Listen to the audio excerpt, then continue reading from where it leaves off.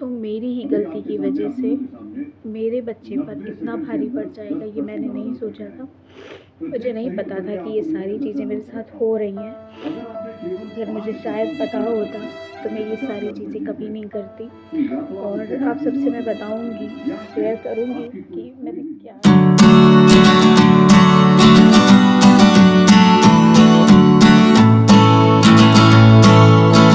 नमस्ते, सत श्री अकाल, प्रणाम, राधे राधे आप सभी को। मैं हूँ दीक्षा सौरभ ब्लॉग में आप सभी का बहुत स्वागत करती हूँ। तो दोस्तों, आज मैं जाने वाली हूँ अपने प्रेगनेंसी का चेकअप करवाने के लिए, जो कि कुछ मुझे प्रॉब्लम्स हो रही थी, तो मुझे लगा मुझे चेक करवा लेना चाहिए। तो बस मैं अभी रेडी हो रही हूँ। अभी मैं रेडी हुई नहीं हूँ, बस अभी मैंने मैं पूजा करके आई हूँ अभी। और मुझे लगा ये मैं थोड़ी सी सब्ज़ी काट लूँ।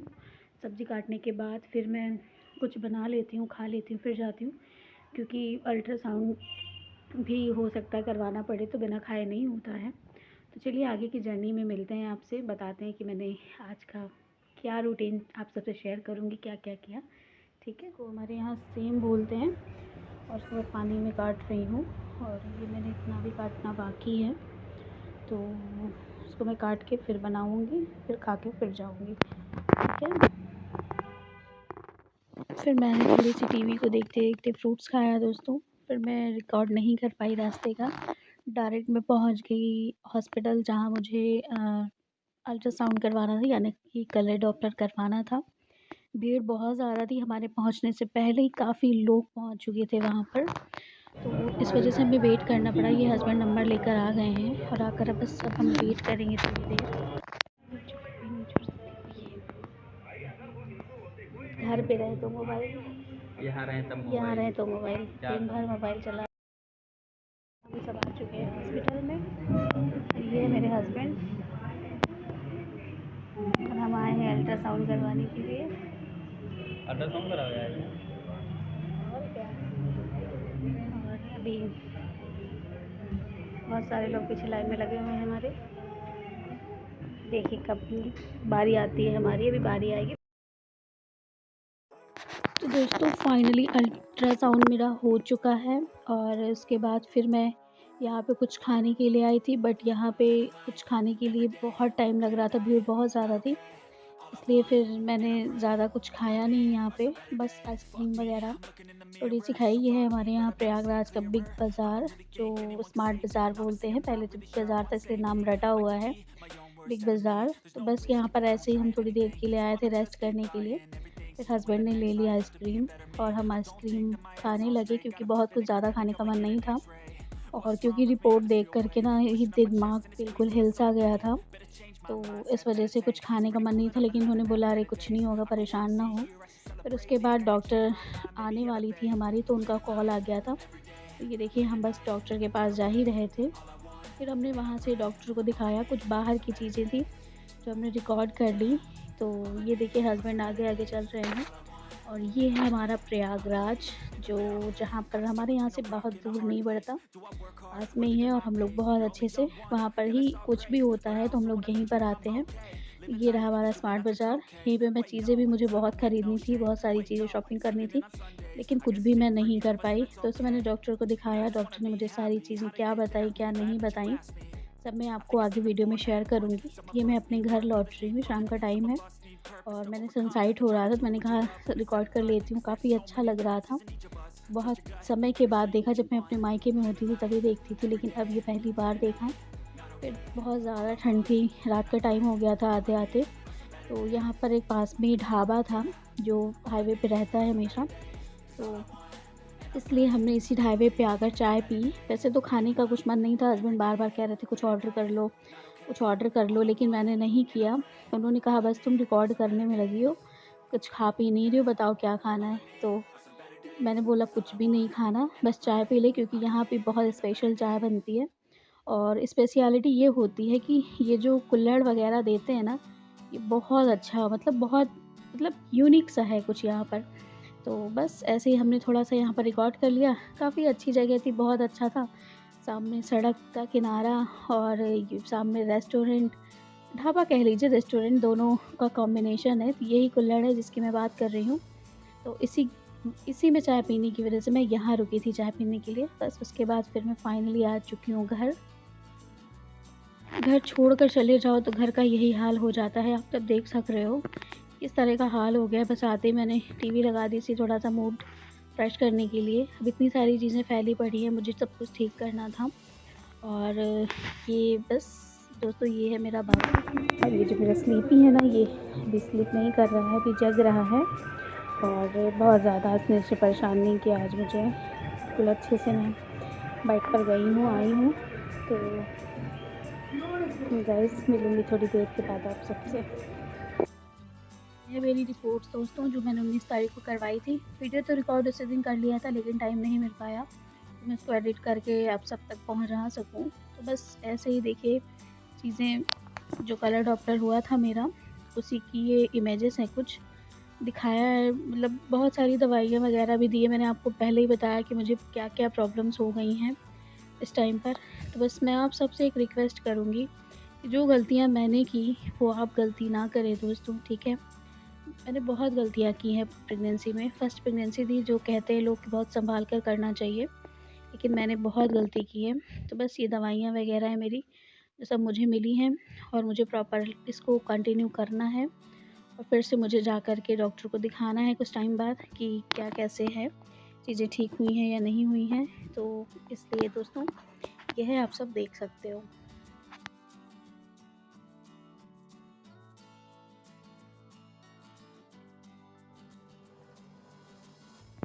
तो दोस्तों आज मैं आप सबको बताने वाली हूँ कि क्या मेरी ऐसी गलती थी, किस वजह से मेरे साथ ये सब कुछ हुआ। उस दिन मैं वीडियो नहीं बना पाई क्योंकि मैं 2 दिन से बहुत ज़्यादा परेशान थी। फिर आज मुझे लगा कि मुझे आप सबसे वीडियो शेयर करनी चाहिए। तो पहली गलती मेरी ये थी दोस्तों कि जब मैंने स्टार्टिंग में जब मैं डॉक्टर को अपने दिखाने गई थी, अपने गायनोलॉजिस्ट को, तो उन्होंने मुझे ये प्रेफ़र किया था कि आपकी बीपी अगर बढ़ रही है तो आप दवाइयों को 2 बार लो दिन में, ठीक है। तो एक सुबह था, एक रात को था। तो मेरी क्या गलती थी कि मैंने जिस दिन मैंने सुबह दवाई खाई ना, तो मुझे बहुत ही सर दर्द हुआ, बहुत ज़्यादा हुआ। तो मैंने फ़ोन करके उनके यहाँ पूछा, तो उनके यहाँ पर जो बीपी वगैरह चेक करते हैं, जो बाहर रिसेप्शनिस्ट होती हैं, मेरी बात उनसे हुई। डॉक्टर नहीं थी, डॉक्टर दिल्ली गई हुई थी।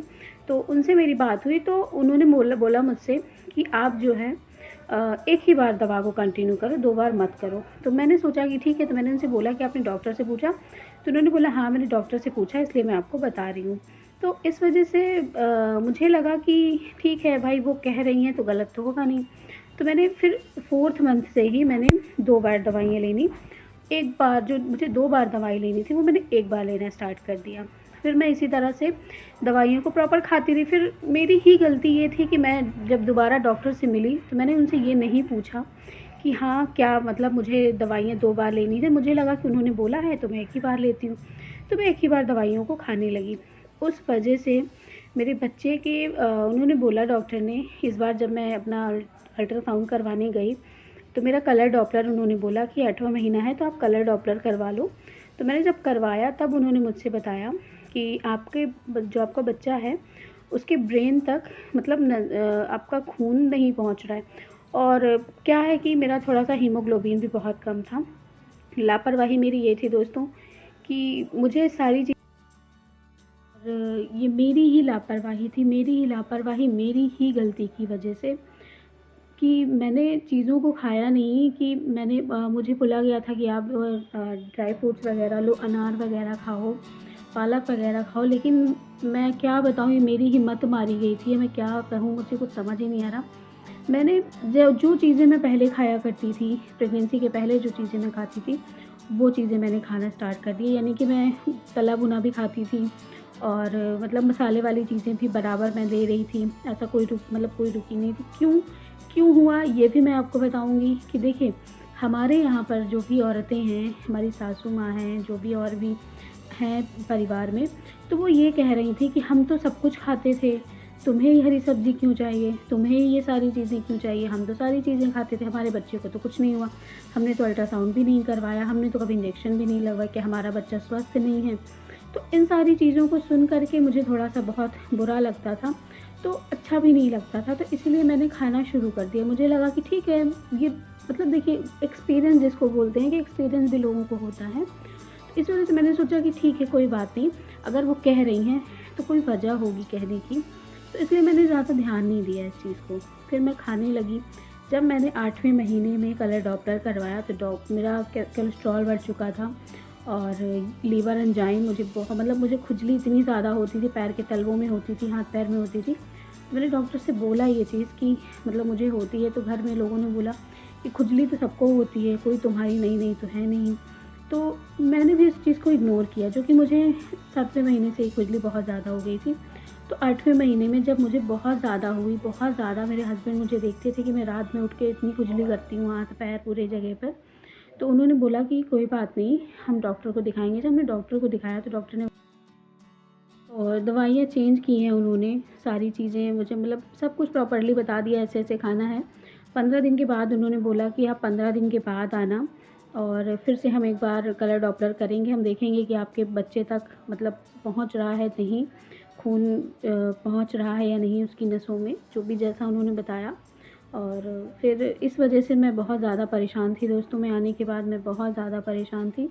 यही वजह थी कि मेरी आँखों में आँसू आ गए कि मेरी एक गलती की वजह से, मेरी घर में के लोगों के कहने की वजह से मैंने इतना बड़ा रिस्क लिया।